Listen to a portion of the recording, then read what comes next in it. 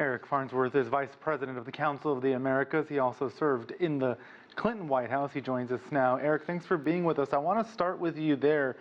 Your thoughts on how this White House has been handling the response. Well, I think by common acclamation, probably didn't take the issues seriously enough at the beginning.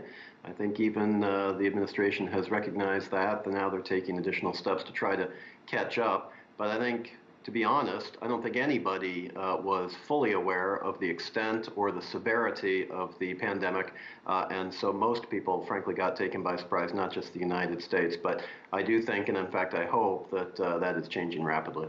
And based on what you're seeing now, these press conferences that you're hearing, Trump speaking at the White House, do you think they are where they need to be now?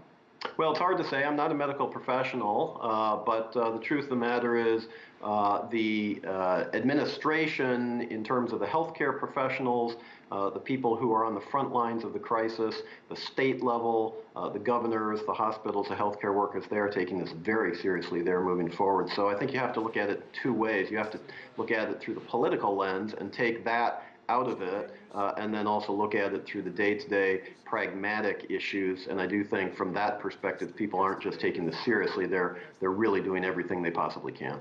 We had a report there from Havana about Cuba and the blockade, and there have been requests by also countries like Iran saying that U.S. sanctions are hurting its efforts to fight COVID-19. Do you think the U.S. should be easing some of the restrictions on countries that it's blocking? Well, I think it's really hard to say in the context of, various countries all at once. I mean, each case has to be taken seriously. I think certainly there is a humanitarian instinct here that we all share, that, again, politics aside, we don't want anybody anywhere to suffer needlessly from a pandemic, and whether it's Iran or Cuba or, frankly, Venezuela or anywhere else. And so I do think that the international community really does need to find ways to try to meet that humanitarian need that, frankly, is very relevant. Elsewhere in the Americas, Ecuador is turning into a regional hotspot. How prepared do you think that country is to deal with COVID-19 and the possible long-term consequences?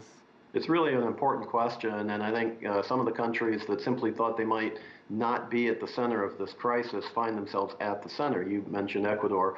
Probably there are going to be some other countries in Latin America that will be facing similar crises pretty soon. The short answer is they're not prepared. They weren't prepared. They couldn't have been prepared.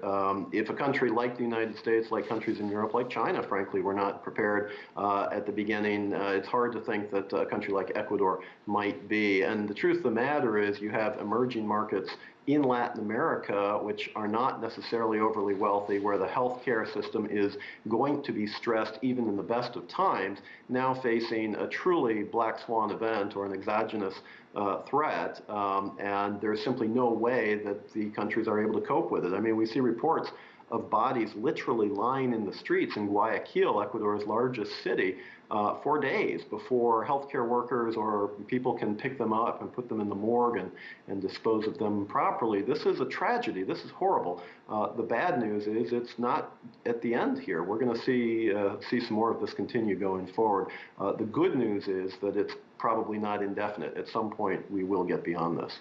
And it was quite remarkable to see the differences in responses. You compare El Salvador and Nayib Bukele there, his rapid response compared on the other end perhaps with Jair Bolsonaro in Brazil. That country hit hard by coronavirus, a delayed response, some say exposing some of Brazil's socioeconomic and racial divides. Your thoughts?